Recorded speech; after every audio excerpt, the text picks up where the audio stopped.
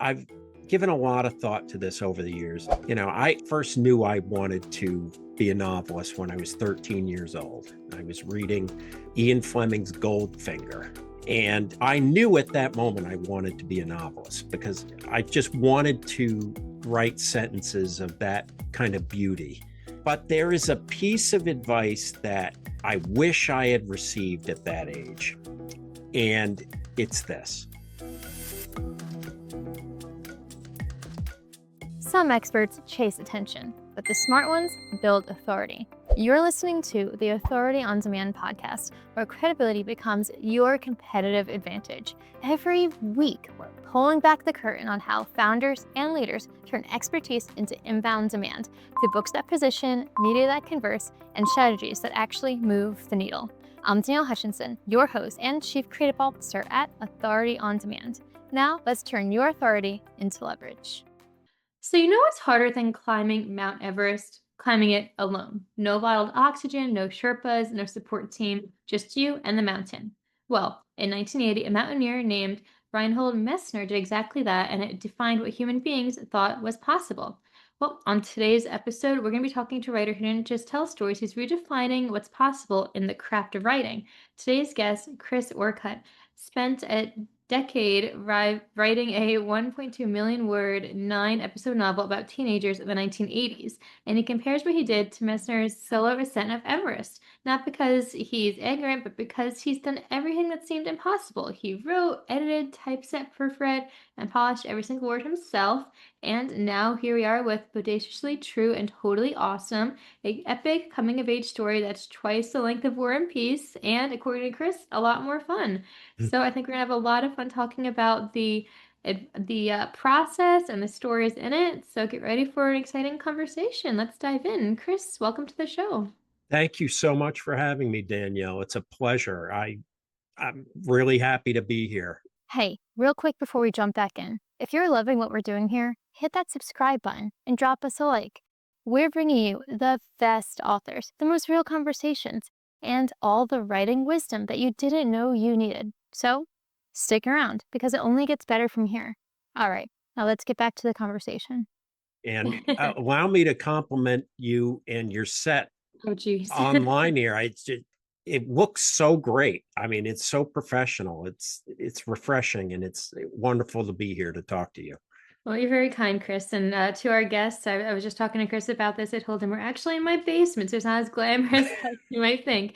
But yeah, I think that's what's writing and the craft of creating a story is all about. You see what's on the page, but not what's behind the scenes. But that's what we're going to be talking about in today's episode, kind of what's behind the scenes of your novel and everything behind it. But before we talk about, the book, I think it's important to know about you a little bit.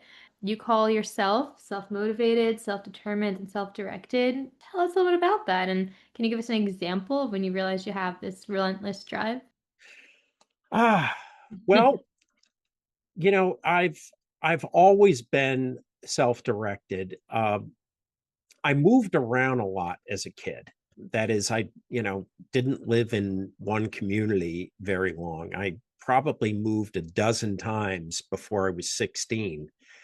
And doing that, you become very self-reliant and self-determined and self-focused. When you are in a position where you're constantly in a new community and making new friends, if you're the outsider, which I invariably was, you become much more introspective and less reliant on other people and other people's praise or approbation, and you become more internally directed. And I think that's where a lot of that came from a very early age. I taught myself to read when I was 3 years old. And my favorite book as a kid when I was 3 years old was, I probably read this 24 times, was The Little Engine That Could. Okay. And in that, that children's book, it was one of the only children's books I ever read, but in that children's book, the famous line at the end is the little train, the little engine, convincing himself that he can get up this hill with a long line of train cars behind it, and he's saying to himself, I think I can, I think I can, I think I can. And I think I absorbed that idea at a very early age. So I've been a newspaper reporter, written for some magazines, did some script writing, a lot of speech writing. When 9/11 came around, I was working in corporate communications. And at that time, I just decided I worked right across the street from the Twin Towers on 9/11. Oh, wow. And after that happened, my wife basically encouraged me. She's like, look, you need to go all in with your fiction writing. You need to focus on this exclusively.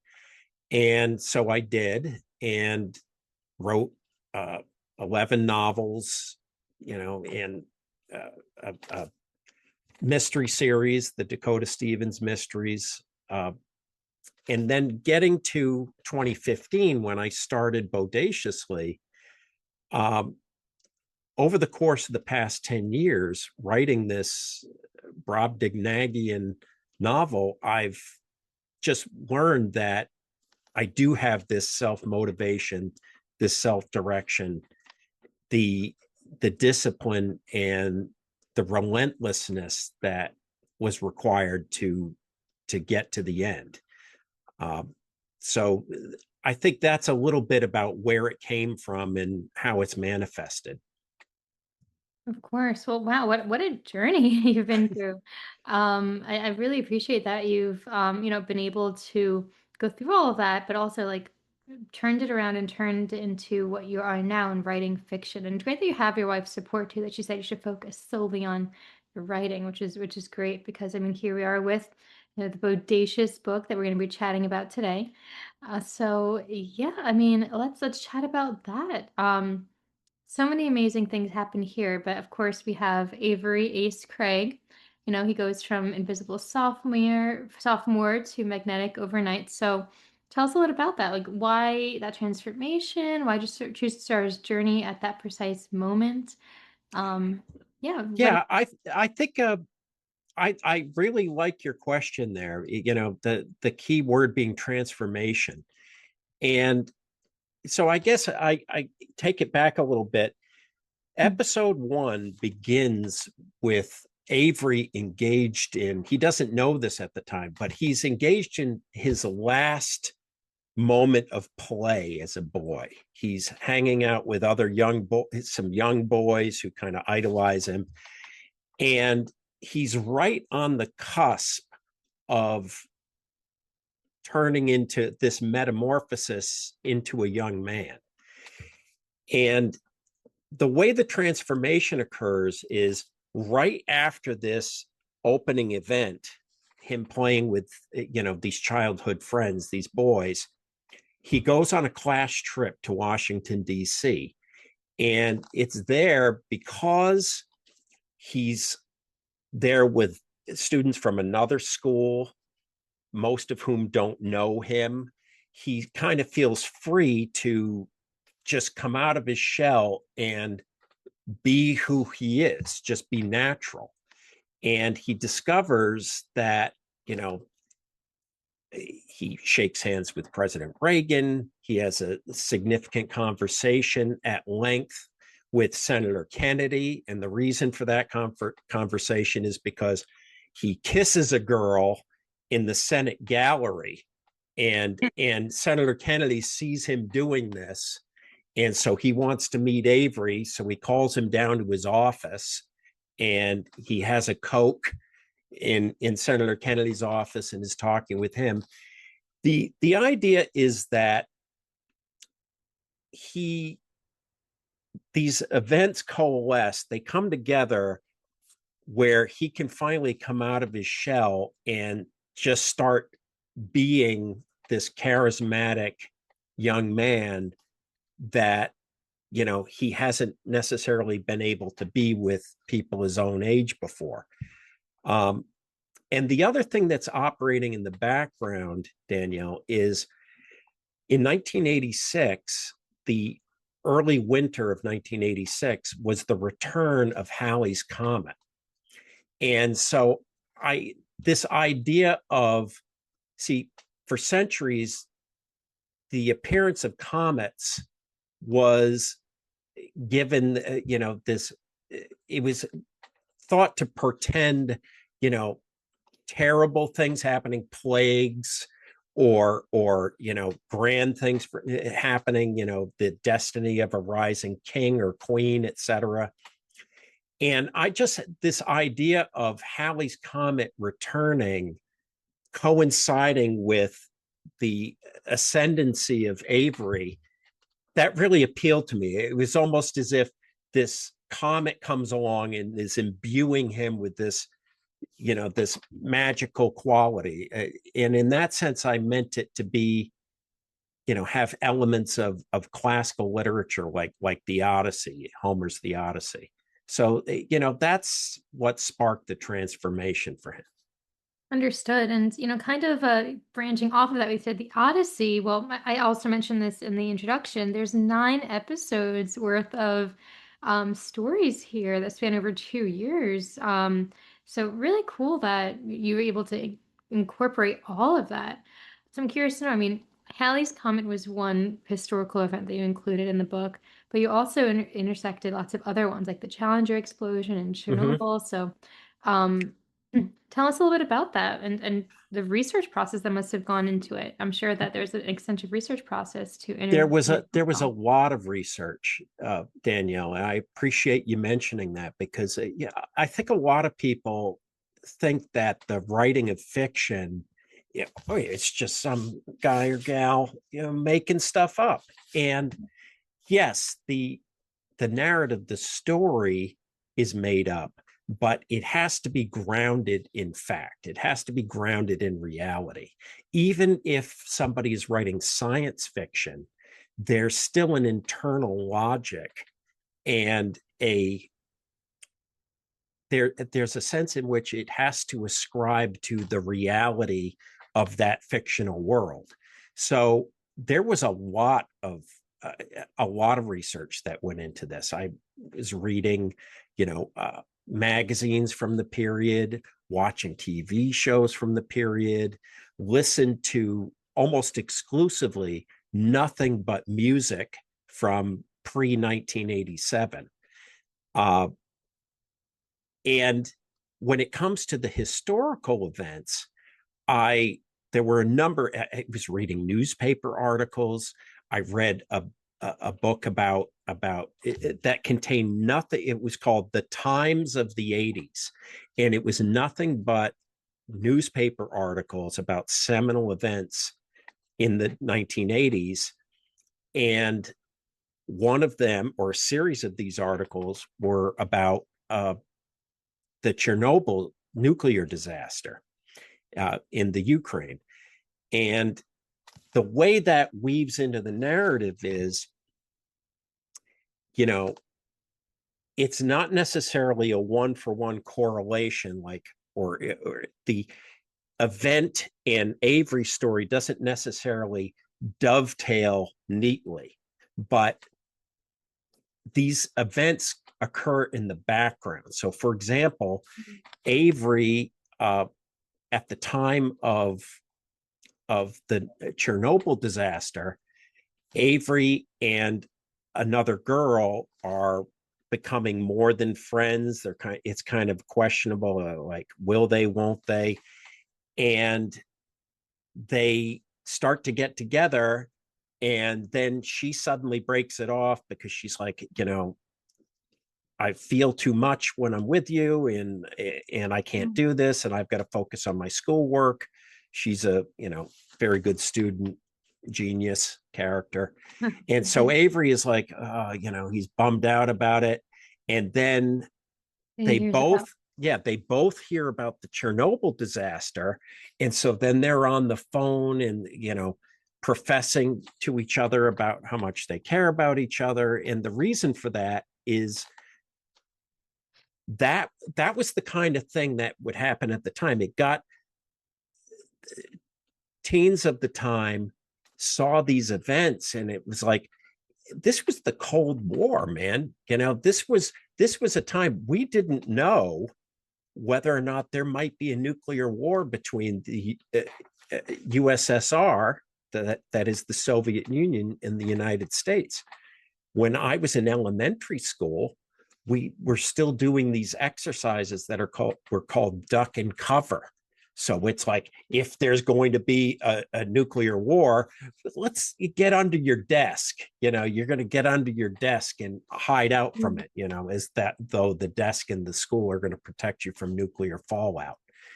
So that's one sense in which the historical events and the research played a part in the novel itself. Understood. Well, I thank you for walking me through that, because I love stories like that when you're ingrained in these characters' day-to-day life and you're invested in their story, but then in the background, like, you see these things happening. And I think you did a wonderful job of integrating it all, which is really cool to see. And along with that, you really, it helps to immerse people in the time also, like, ground them in realism, because of course, right now we hear about news in the background of whatever's going on in Right. our everyday lives. But you also do more than that in terms of bringing people into the moment. You actually even have Spotify playlists for Oh, the show episodes. So which is really cool. I think a lot of authors listening today can learn from that, to have a playlist for readers to listen along with. So tell us about that, these playlists. yeah. The playlist idea came about because when I was probably 6 years into the writing of this, it started in 2015. So around 2020, 2021, I think it was during COVID. So it was probably 5 years into the process. I had been listening to, first of all, I had outfitted my office with nothing but posters and memorabilia and stuff like, this Magic 8 Ball, the space model of the space shuttle, which my nephew built for me, by the way. Little shout Very out to him. Rubik's Cube, posters of 80s icons and rock groups. I have been listening to almost exclusively music from the 80s. And because I needed to immerse myself back in that world so I could render that world on the page for readers to see the details, to hear the music, or at least be reminded of it. And I started, when I was doing that, then I started to say to myself, well, why not just reference the music in the text?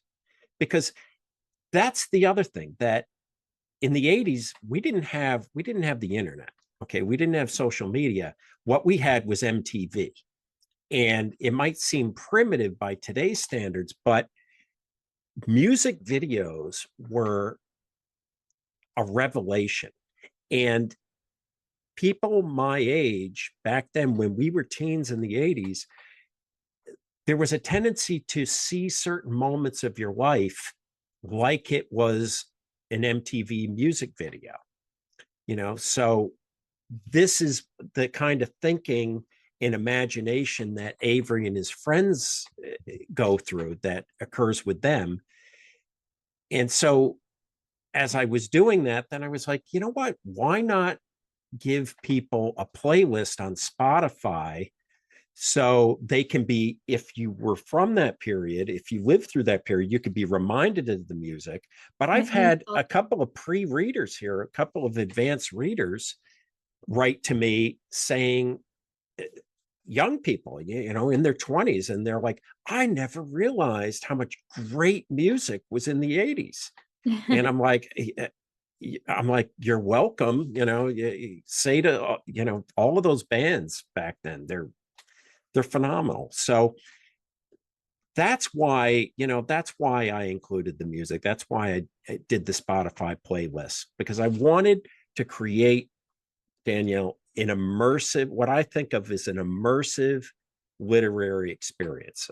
Wanted it to be more than a story. I was trying to create an actual time machine with the details. I wanted to take people of my generation back to the 80s. But what I've discovered is, in getting feedback from older readers and younger readers, is that it hasn't been just a time machine back to the 80s. It's been a time machine for people back to whenever they were a teen. Understood. Yeah, like I can see in a way it creates like a sense of community, like, regardless of what time you grew up in or Right, whatever, it connects everybody and brings everybody to the same place when they read it. right. So I love that. I think that's something a lot of authors can take a page from your book when they write their own books, Mhm. whatever your topic might be, whether it's also young adult novels or if it's even like nonfiction books or romance, Right. whatever it is. A Spotify playlist is a great way to engage the reader. I love that. So a little bit about the writing process itself, though. I Sure. mean, you did say you pretty much did everything yourself: writing, Mhm. editing, typesetting, proofreading, polishing. Um, Tell us a little about that. And have you ever dabbled with a partnership with editors, or has it always been yourself? Well, no, I haven't. I've just about always done every aspect of the process myself. And there are a lot of reasons for that, but I want to make clear that I've always been willing to acknowledge the things that I just can't do or cannot do as well as a professional in that area. So, for example, you see behind me the covers here. These covers were designed, they were my concept. I said, a bold, I want a bold cover where the title of the books, the title of the series, is front and center, and it's almost a piece of art in itself. And I want one iconic object on each cover. But I worked with the person who actually did the designing, and the graphic design work is a designer by the name of Victoria Heath Silk. She's a British designer, and she did a fabulous job. I mean, and she got it right at the beginning, and she was enthusiastic about it. I've also had another graphic designer who's been working with me on the things like A plus graphics and uh, some of the promotional text, the advertising stuff. But as far as the books go, and the storyline, the the writing, the editing, the revision, the proofreading, that's been me. And the reason why I do that is because I love Danielle. I love the whole process, and I want to raise a rhetorical question here. Why is writing the only art form where it's not only acceptable, it's considered by necessity that you have to bring in outside people to handle parts of the project for you? Did Picasso have a painting editor? No. Did Beethoven have an editor? If Beethoven had had an editor, you know, dun dun dun dun, the editor probably would have been like, "What the heck is this stuff? Yeah, you can't have three notes and then A flat or B flat, whatever that fourth note is." I just don't accept the idea that, or let's not put it that way. It's not that I don't accept the idea. I don't want to give over those parts of the process to somebody else. I mean, Mm. that's the gravy. That's the icing. That's the best part of the process. You work and work and work and work to write your first draft, your second draft, your third draft. Why would I hand over the best part of the process, which is the editing, the revision, the polishing? That's the gravy. That's the payoff. Is taking this story that has coalesced, it's come together, it's 90% there. Why am I going to hand that over to somebody else to put their imprint on it? In my case, it's like, you know what? You want to write a 1.2 million word epic novel about teens in the 80s? You go do that. And then you can edit it, but you're not going to edit mine. Right. And, the last point to that is I'm damn good at it. I actually put on a different hat. I created a character. I'm kind of a split personality in this regard, Danielle. What I've done is I've created a character that the legendary editor of F. Scott Fitzgerald and Ernest Hemingway was Maxwell Perkins. Okay. He was this legendary editor for Scribner's back in the early 20th century. I created a character for myself named Max Perky. And I got a hat just like Max Perkins has, and I would wear a blue waistcoat. And every day during the editing process, this sounds nuts. I call it method writing or method editing. I would put on this costume of Max Perky and become the editor and read my work as an editor, revise my work as an editor. And I don't know, I think if the reactions from advanced reviewers and readers is any indication, I've done a damn good job of it. So I don't know how else to put it. I just love all aspects of the process, and that's why I handle it all myself. And it's also, I want to make clear here too, Danielle, that my generation, Generation X, is we of necessity have been very self-reliant. We've done a lot of the things that we've done on our own, or we've done with limited guidance. And as I was mentioning before, I moved around a lot as a kid. I became very self-reliant. And one of the reasons why I do all of these aspects of the thing myself is because I know I can count on myself. I know I'm going to get it done. And I know it's going to be done to my standards. So you put all of those things together, and, that's why I've handled all aspects of it myself. Right. Well, I love first off the metaphors to the idea of like, those famous figures did, the artwork themselves. So why couldn't you do it yourselves? And you're right. I mean, there's no need to call for extra help if you're able to do it and you have a passion for it and it's a prized piece that you created. I get that. Like, why give it to somebody else to edit? I'm sure you hear a lot of counter arguments, the idea of like, well, if you're so close to the work, then how can you spot the errors? But I'm sure you've worked through it over the years because you've. But why couldn't somebody say that of any of Picasso's paintings? True. Anything that Beethoven or Mozart or any artist has written. Right. It's well accepted in the film community now. The concept of the auteur, the writer, director, actor who does it all together. Woody Allen has long written all of his scripts, directed them all, been side by side with his editor at the Moviola machine. Quentin Tarantino, the same thing. And people don't say, well, gosh, really should have somebody else involved in that process there. They're not going to see the mistakes. They've got blind spots.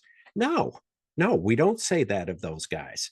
We admire those guys. We admire those women, that have a vision. They commit to that vision and they go all the way with it. And listen, the other thing, Danielle, is that it's great to have other people that you can work with and rely on and get feedback from. And I have a small group, a very small group of advanced readers, people who, would give me some feedback early in the process, etc. But the problem with having to depend on people outside of your vision, outside of the project, who aren't doing it day after day after day, is that, look, when it's a success, you've got to share that success. You've got to say, oh, well, I've got all this list of people I've got to thank, all of these other people involved. In my case, the extent to which it's great, it's because I made it great. The extent to which it's bad, I take full responsibility for what's bad about it. Understood. Yes. I mean, as long as you're taking that responsibility, but I don't think you even need to because you have such a careful, fine-tuned eye throughout the entire process. Well, you can trust that what you're doing is, you know, good enough for perfect enough for your readers to get the understanding and the meaning behind it. And clearly, that's what you've done with all of your books. So, that being said, I'm curious to know, two last questions. First, where can people get in touch with you? And also, what other projects might be on the horizon? Something tells me this wasn't your last book. There's something brewing in your mind for the future. Yeah, I think the best way for people to get in touch with me is via my website, orcutt.net. And, I have a contact form on there, or you can email me at orcuttwriter@gmail.com.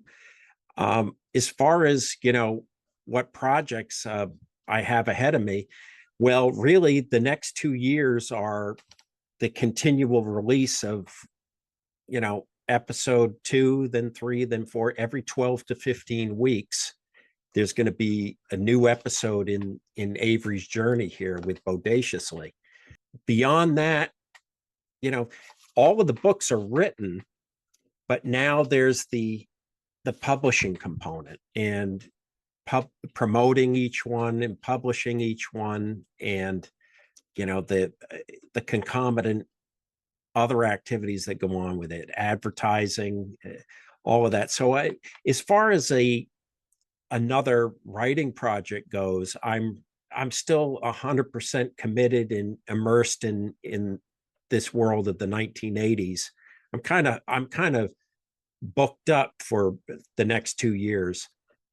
I think that eventually I do want to write a book about. I've been encouraged by a number of people to write about how I did this, and and to extract some principles about what it takes to commit to a project over a decade, and what's involved in the day-to-day work of it.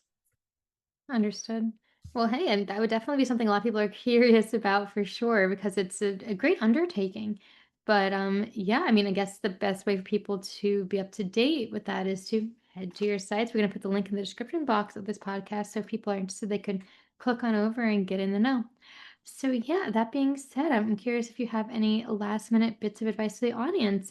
Absolutely. I think to any aspiring or young writers that are out there potentially listening to your podcast, I've given a lot of thought to this over the years. Like, what is the piece of advice I wish I had been given? I first knew I wanted to be a novelist when I was 13 years old. I was reading Ian Fleming's Goldfinger, of all things. And there was this beautiful passage in it where Ian Fleming writes about James Bond driving through the Loire Valley in France. And I knew at that moment I wanted to be a novelist because I just wanted to write sentences of that kind of beauty. Right. But there is a piece of advice that I wish I had received at that age. And it's this: don't wait.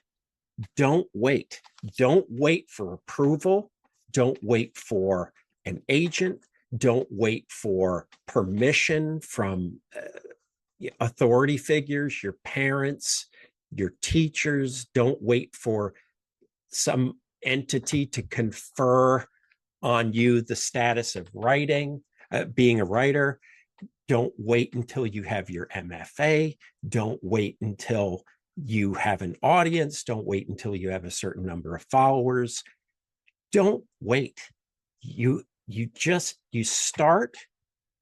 Just, if you want to be a writer, you write. You write a novel, get all the way through the writing of the novel, and then you write another one, and then you write another one. I think it's as simple as that. Don't wait, because you can wait your whole life. If you wait your whole life, if you are waiting around for the perfect circumstances, the perfect opportunity, the perfect timing before you start, you will never start. There will always be, life circumstances, job circumstances. There will always be something that isn't perfect that will give you an excuse not to get started. And I think you got to start with where you are and learn along the way and just keep doing it. And you have to be committed to the long term. You have to defer or delay gratification. I think that's too many people, because we see, we're barraged today, Danielle, with we're barraged by reality TV where, people can have instant overnight success, or they at least think that this is possible.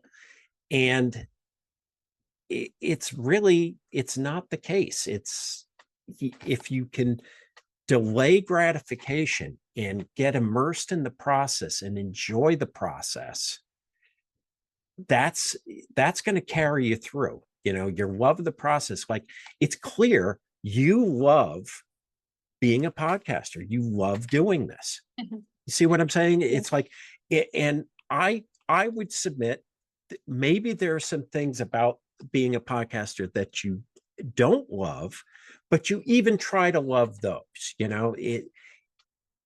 That's what's required, is to love the process and to not wait for the ideal circumstances before you get started. Understood. I love that. And don't make excuses. What I'm gathering too, whatever it is, like, it doesn't matter. Get your ideas out there. If you're passionate about it, make it happen. Clearly. Yeah, and you got to be willing. I think when it comes right down to writing, Danielle, the big mistake a lot of aspiring writers make is they have this sense that whatever they write has to be perfect right from the beginning. And if you have that mentality, you're never going to get anything written, because you're going to freeze up, because you're going to say, oh gosh, I don't want to write this because it's just not perfect yet. Writing is rewriting. Just get something down in your first draft. Your first draft can and should be fast and crappy. You got to let it be crappy, because how it becomes better is in the rewriting, the revising, the editing. That's how you take something that's kind of junky and you turn it into something great.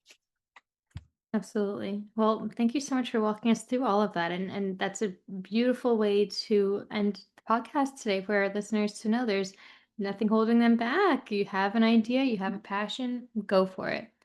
So yeah, thank you so much for coming on this podcast. My pleasure. It's been a pleasure chatting with you and learning about your life, and of course about Bodaciously True and Totally Awesome. It's clear that what you're doing here is sort of a passion and fueled by your energy and drive to get that story out there. So yeah, for everybody listening, remember, greatness isn't about talent. It's about showing up at 4 a.m., doing the work. And if this conversation inspired you, well, go ahead and check out Chris's website. We're going to put the links in the description box of this podcast. Check out the book. And of course, if you're interested, check out more episodes of the Authors on a Mission podcast. We'll see you next time, and keep writing, keep leading, and keep inspiring. Have a great day, everybody. That's a wrap on another episode of the Authority on Demand podcast. If today's conversation sparked something in you, don't keep it to yourself. Share this episode with a founder or leader who's ready to stop being the best kept secret in their industry. If you want to turn your expertise into inbound demand, head to authorityondemand.com to see how we help clients go from unknown to in demand. I'm Danielle Hutchinson, and I'll catch you on the next one. Now, go build some authority.